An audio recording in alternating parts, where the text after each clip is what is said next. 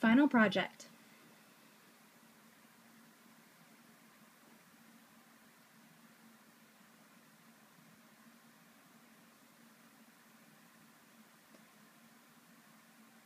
One thing I will not be talking about today is money or finances. Today I'm going to be talking about the joy of learning and sharing that learning with others. Growing up for me, it was part of my life. In the deaf community, we have all these different things happening. We have deaf lawyers, 300 of them. We have deaf CPAs and deaf educators, more and more deaf educators. We're becoming successful in these different areas. It's so great to see this happening.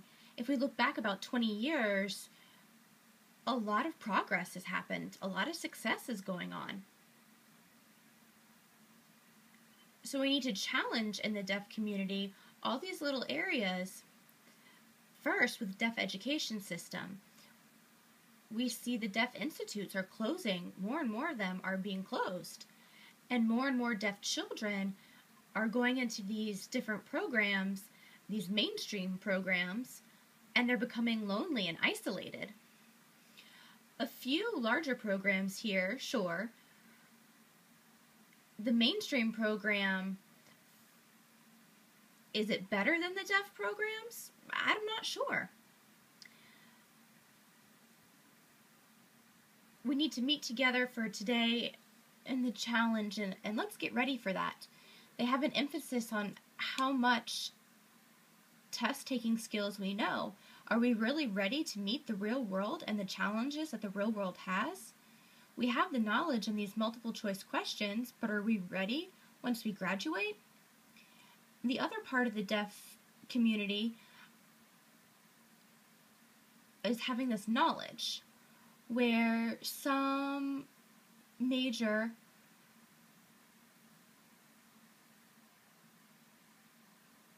you have all these different areas that are great, like math and science, but we're not merging them together. We only have skills in one area and not the other. So we might only know about science, but not education, and I'm encouraging us to bring those two things together. We can see the challenges and we can move forward from there. We have a different perspective, keeping our world. We work, we have these technical skills. It used to be enough, but now we're seeing that knowledge in one particular area just isn't enough. I look at Cisco. It's a billion-dollar company, and the managers there, their responsibility is to go out and to match these workers with their company. And the VP is saying that a high school graduate and a college graduate, they just aren't ready for the real world and not ready for a global system. Maybe they have the knowledge in this one area, but that's not enough. They say that they need knowledge plus ... Knowledge happens in the system, plus you need critical thinking skills. Another thing you might need is problem-solving skills.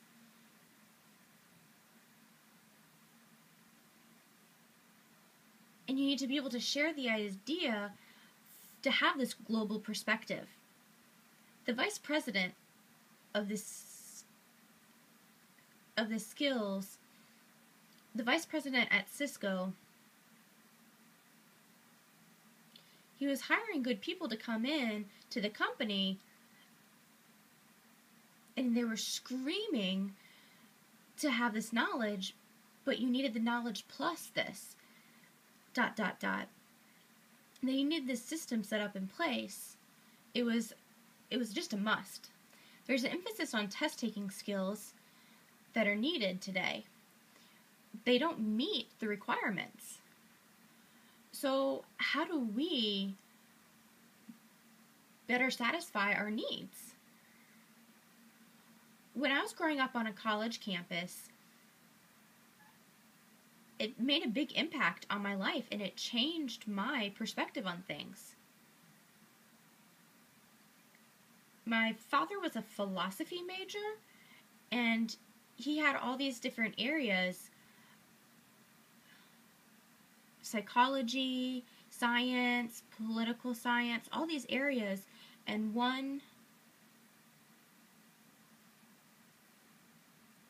he had a wealth of information coming in from all these different areas to make this portfolio of ideas that I could have. They were wonderful ideas, but more important to me, well, the ideas were important, but more important to me were how those ideas could be applied to the real world. The ideas were good, but the application was even better. To apply these to the real world, these ideas can become successful, and other ideas were not successful, and that's fine. But to see how they applied was amazing.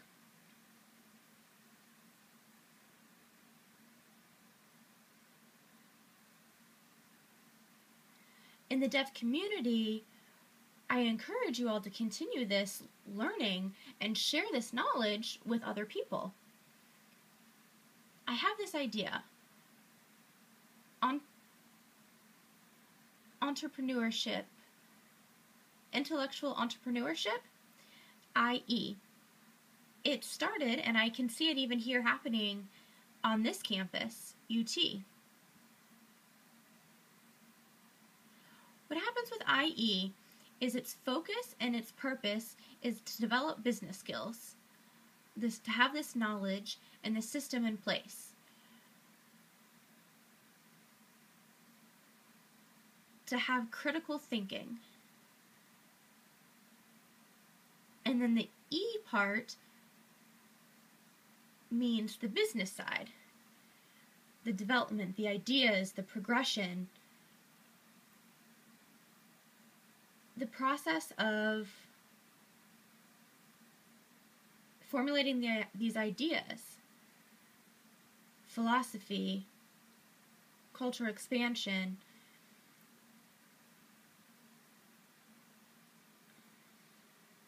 We want to merge these two things together, and you can make learning this new knowledge. It is possible.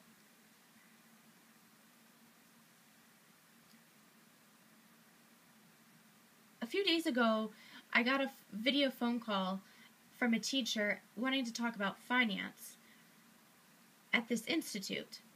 And they wanted to establish this financial curriculum at the school system for these deaf kids about finances. I thought it was a wonderful curriculum, a great idea, absolutely. And this curriculum was successful. It even became licensed in this one place, and it spread out the idea similar to how IE would. We have this new way, this new curriculum at this institute, and we're spreading out this idea because of the internet and the World Wide Web. So we can show all the kids these ideas that are possible. IE. It's a very broad word, I know, but it has a good point to it. Within the deaf community, we can reason three things. First, with our community is small. We're always saying, oh, I know this person and that person and so on.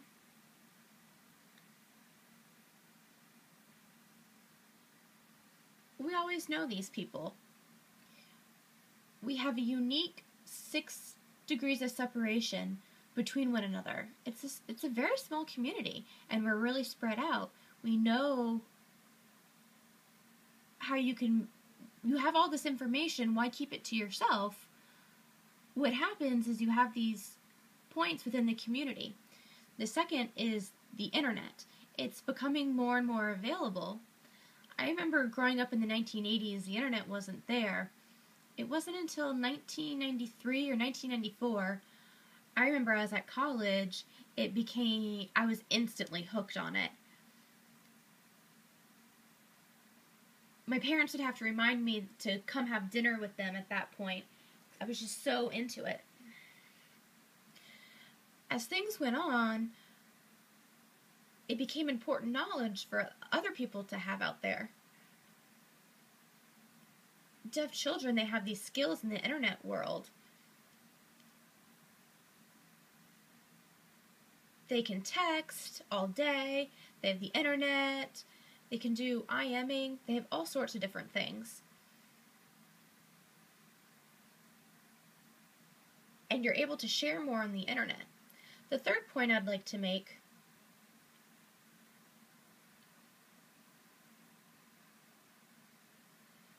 is that we can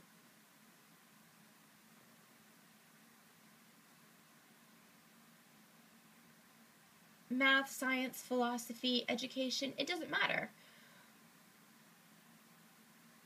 We all have these possibilities, and we can show them how to work.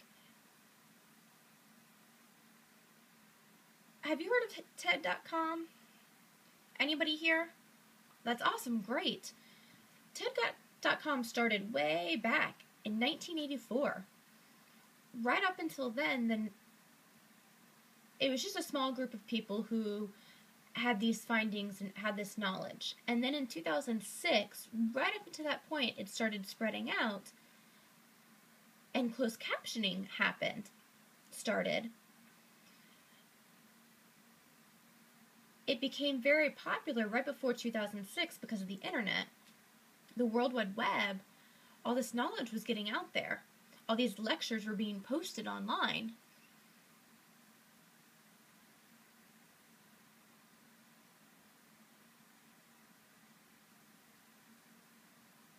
Closed captioning hadn't even happened yet.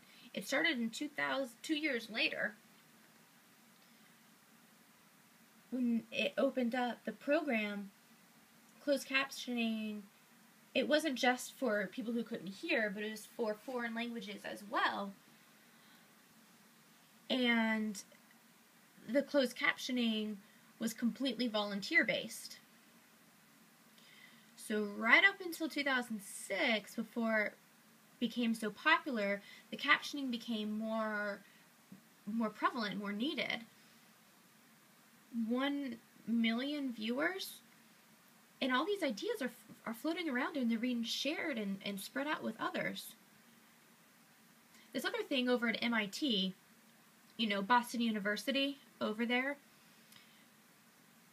only 10% of people who apply are accepted into the program. They go and it costs $53,000 a year for their tuition. In 2001, at MIT, they set up this program. The name of it was Courseware. The purpose of Courseware was to have the content and these ideas onto the World Wide Web from teachers, and all these people could view. It was free. You didn't need to register. You could go on, and that was in 2001, and it became really popular. There were so many posts on this part, and 90% of it just kept going and kept taking off, and we could share these ideas and have this open door policy. There's 2 things to show about IE related to this. The third area is high tech high. I guess it's HTH, High Tech High.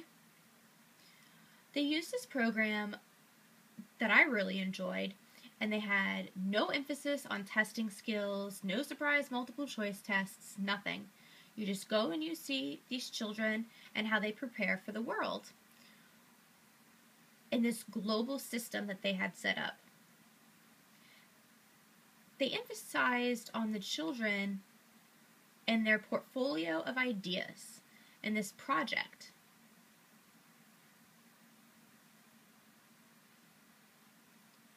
They had all these ideas and they put them together, and their senior year of high school, they would have an internship, and they would go to work, have this plan, this point there, and then they would go to school. Instead of being separated, they would merge those two together, and a system would be set up in place. And they had the opportunity to merge school and work together for their senior project of their favorites, of what they wanted to do. It could be anything.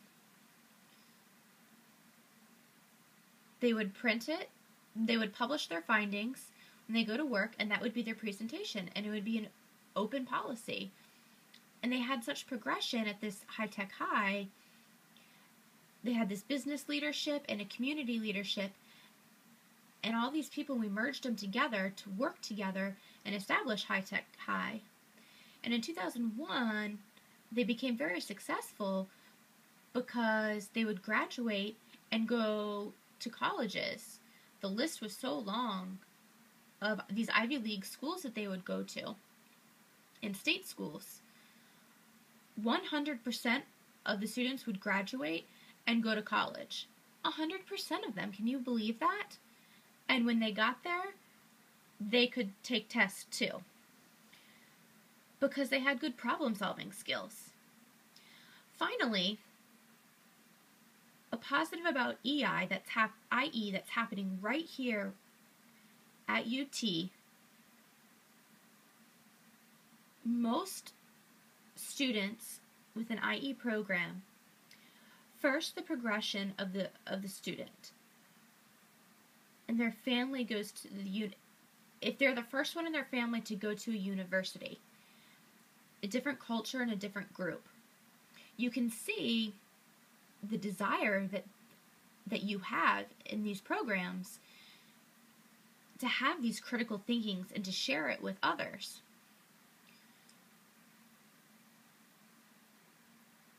It's not an exclusive program. Everyone can be involved within the community.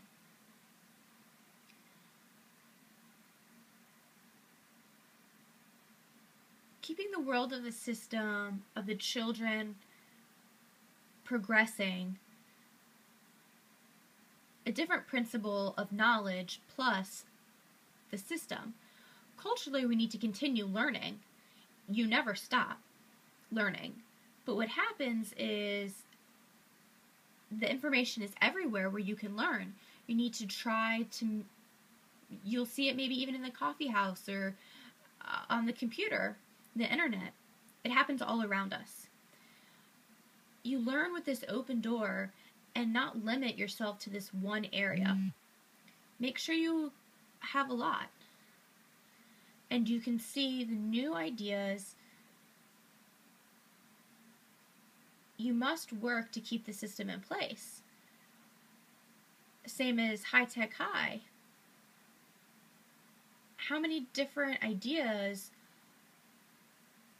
are all in the deaf community? It's so small. Most important information, you can spread it out fast. That's an idea. Thank you.